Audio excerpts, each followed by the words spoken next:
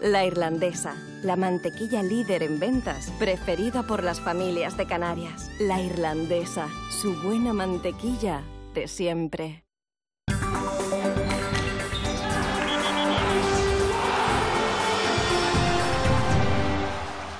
Hola, buenas tardes. La Unión Deportiva Las Palmas se empeñó anoche en que los más de 11.000 aficionados que se acercaron al Gran Canaria regresaran a casa con aire de preocupación por lo sucedido en los últimos minutos del choque ante el Barça B. Con 3-0 en el marcador, una combinación entre Julio, Vicente y Asdrúbal terminó por convertirse en el cuarto tanto de los amarillos, celebrado por todo lo alto, especialmente por el delantero que lograba reencontrarse con el gol. A partir de ahí, el conjunto local dimitió y dejó que el filial blaugrana anotara 3 tantos en un abrir y cerrar de ojos. Y claro, a Paco Herrera, como ven, se lo llevaban los demonios. Ayer lo recordaba el propio técnico en sala de prensa. Ese hat-trick de regalos podría salir muy caro si es que al final hay que recurrir al averaje general. Era el partido más cómodo de la temporada. Minuto 32 de la segunda parte. Centro perfecto de Vicente y testarazo de Asdrúbal, que marca el 4-0. Festival amarillo en el estadio de Gran Canaria para los más de 11.000 espectadores que se dieron cita en el Coliseo de Siete Palmas. El tanto del jugador de Buenarteme ponía la guinda a una noche que solo había traído buenas sensaciones para los amarillos. Doblete de Araujo, que anotó los 2 primeros tantos de Las Palmas, el primero en el minuto 9 y el segundo en el 35. Jonathan Viera marcó el tercero al cuarto de hora de la segunda parte. Y como decíamos antes, la guinda de Asdrúbal a falta de 13 minutos del final. Entre tanta fiesta, ¿quién se va a fijar en el Barcelona B? Pero el filial culé estaba, vaya si estaba, y aprovechándose del bajón de concentración local, marcó Don Gut 2 minutos después de Asdrúbal. Las Palmas no reaccionó, los blaugrana apretaron y volvieron a marcar. Ahora Joan Román otros 2 minutos más tarde. Parecía que aún había ventaja de sobra, pero por lo visto tiempo de sobra también, porque en el 90 Joan Román logró el tercero y con 6 de alargue por delante. De un 4-0 a pedir la hora.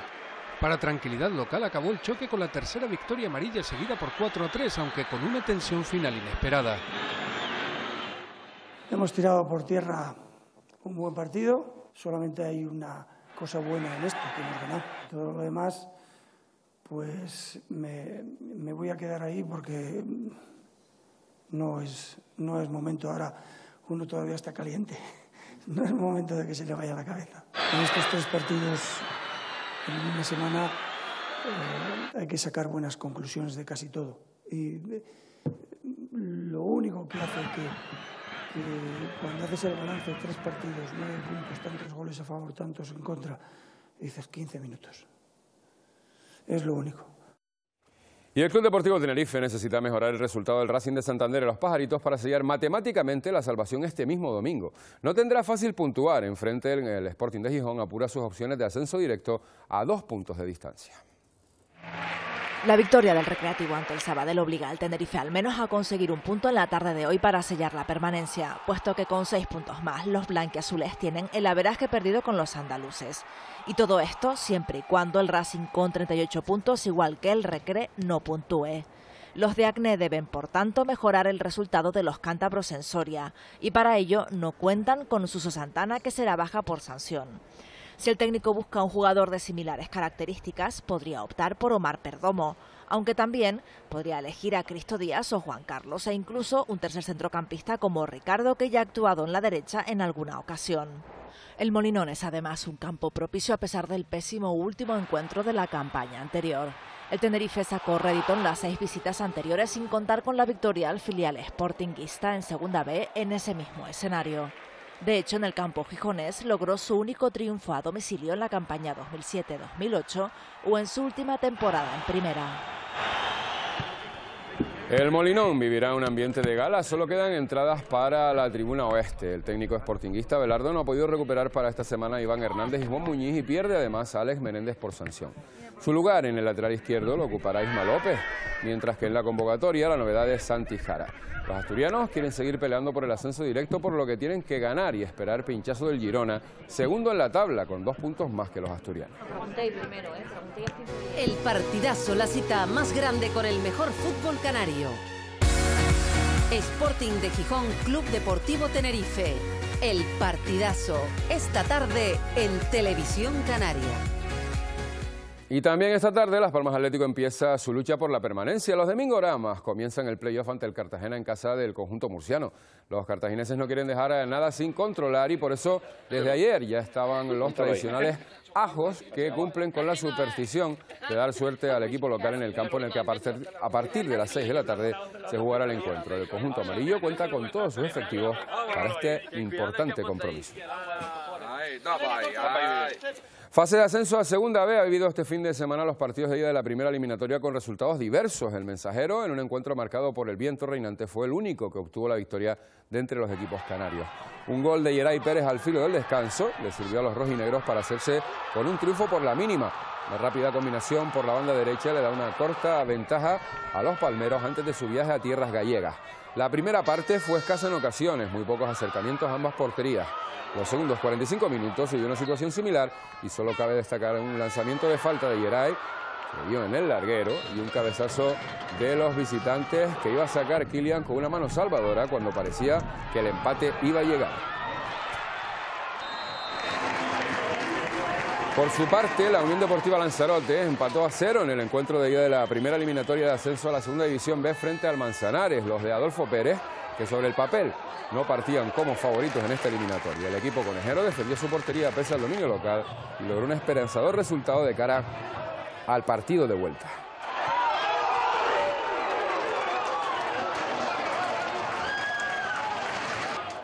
En los otros dos encuentros, en imágenes que todavía no hemos podido recopilar, hubo derrota del Marino, caía 0-2 en su encuentro del San Pedro y el empate entre el Sporting de San José y el equipo del San Juan. En la primera división, la última jornada de Liga volvió a dejar toda la emoción de 90 minutos en los que muchos equipos se jugaban toda la temporada.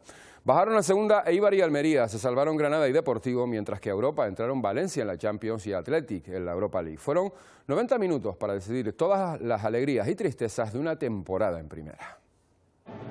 Le tocó al Barcelona organizar la gran fiesta de final de temporada en primera. Suyo era el título y suyo también el derecho a ser felicitado. Toda la decoración del campeón de Liga se aprovechó también para organizar la despedida de uno de los mejores jugadores en la historia de este país, Xavi Hernández. Así que pocos repararon en el Deportivo de La Coruña, que acudía como uno de esos invitados que están, pero nadie ve. Messi había marcado 2 goles, la música seguía sonando cuando alguien se dio cuenta de que el invitado quería ser protagonista y se lanzaba a bailar más de lo que debía. Lucas y Salomao marcaron, hicieron el empate y terminaron también haciéndose con toda la pista como algo más que invitados de cortesía. Los gallegos seguían en primera y Xavi levantaba su última Liga de azulgrana. No fue el único campo donde la alegría vestía ambas camisetas. También quisieron compartir felicidad Atlético de Madrid y Granada, que con un empate se garantizaban lo que buscaban los madrileños terceros y los andaluces, volver a saltar otro año en la mejor Liga Nacional. Hubo también partidos en los que la felicidad de uno era la indiferencia de otros, como la goleada del Atlético al Villarreal, que le sirvió para garantizarse un puesto en Liga Europa. Pero las jornadas que quedan en el recuerdo deben dejar partidos como el de Valencia y Almería. Paco Alcácer, un producto de Mestalla, marcó el último gol para que Peter Lim, un producto de la universalidad del fútbol, presuma de la Liga de Campeones en el año que su llegada permitió la reinvención del equipo valenciano. Toda la alegría de Valencia era un mundo de tristeza en Almería. Los andaluces lograron adelantarse 2 veces en el marcador. La primera estaba tan cerca que olvidaron que enfrentarse a un equipo que buscaba la Liga de Campeones obliga a mirar mucho más allá del minuto 90. Cuando llegó el final entendieron que con la derrota también llegaba el fin de 2 temporadas entre los grandes. Pero la tristeza de Almería se extendía con la velocidad que suelen tener las malas noticias. En Málaga los locales y Sevilla jugaron un partido con todas las miradas puestas más allá de la competición nacional, hacia la Liga de Campeones o la Europa League. El triunfo visitante dejó a los malaguistas sin Europa, mientras que a pesar de ganar, con la victoria del Valencia, el Sevilla se quedó sin Liga de Campeones, aunque todavía puede pasar de jugar la Europa League a estar en la Champions si gana la final de la Liga Europa al Dinopro. Pero el partido de la tristeza total se jugó en Ipurúa. El Eibar, posiblemente el equipo más modesto que se ha codeado con los grandes, apenas disfrutó de un año de su presencia en primera. De revelación en invierno, descendido cuando llega el verano. A pesar de los 3 goles que le hizo al Córdoba, que hacía mucho tiempo se había despedido de la categoría, el resto de resultados hizo que no pudiera evitar un descenso que la grada aplaudió, entendiendo que esto de la alegría y la tristeza no siempre responde a los éxitos o fracasos deportivos. Vamos con el baloncesto. El Herbalife Gran Canaria se dejó en Madrid muchas de sus opciones de ser séptimo, incluso sexto. Un mal partido lastrado por las bajas de los isleños, pero también por la poca intensidad, hace que el conjunto gran canario se enfrente casi con total probabilidad al Real Madrid en las series, aunque quede una opción de ocupar esa séptima plaza.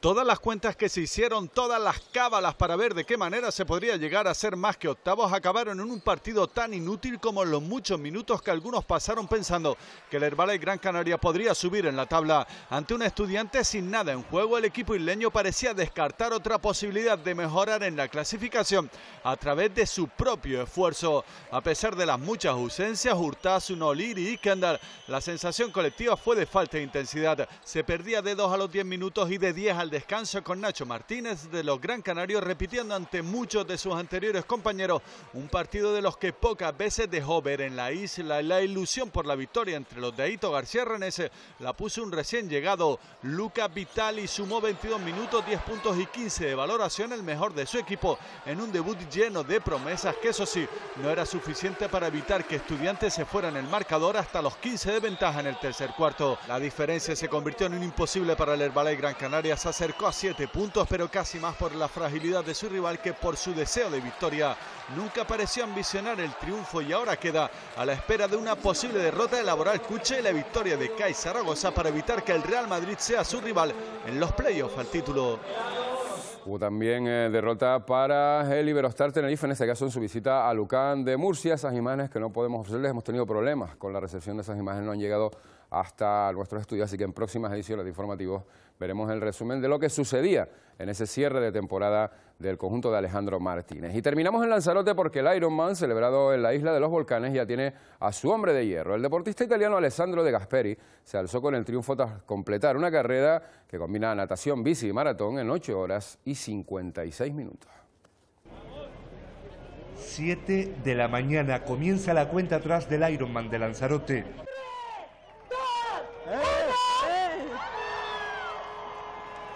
Algo más de 1.600 atletas se lanzan hacia el mar. Tienen que nadar 3.800 metros. Impresionante, muy bonito. Tras salir del agua, ni un minuto que perder. Entre aplausos de ánimo, deben afrontar un nuevo desafío. Cogen la bicicleta y recorren toda la isla de Lanzarote y vuelven a Puerto del Carmen. Es el más duro por el clima, la orografía. En total tendrán que recorrer en bici 180 kilómetros. En carretera, 3.000 voluntarios les dan energía. ¡Energy! Algunos muy contentos e incluso ellos animándose, venga, ya nos queda poco y tal, otros que van con cara de sufrimiento. Cuando están al límite de su fortaleza física y mental, aún tienen que completar 42 kilómetros de carrera a pie. A ver qué pasa, alguien se te pone, alguien que conoces la piel de gallina. Él, el deportista italiano Alessandro De Gasperi, fue el primero en cruzar la línea de meta. Paró el crono en 8 horas 56 minutos. Me he puesto a llorar porque la verdad que ha sido una emoción muy grande. Su imagen, la del nuevo hombre de hierro, ya ha dado la vuelta al mundo. No es de extrañar, es una prueba del altísimo nivel del Ironman de Lanzarote. Tenemos una cita más, recuerden, con el deporte en directo en esta casa antes de que concluya el fin de semana. Es la del Club Deportivo Tenerife, que hoy podría certificar su permanencia en su visita al Sporting de Gijón. Desde algo después de las 4 ya conectaremos con el Molinón para ver lo que ocurre en ese encuentro. Ahora se quedan con la previsión del tiempo. Muy buenas tardes.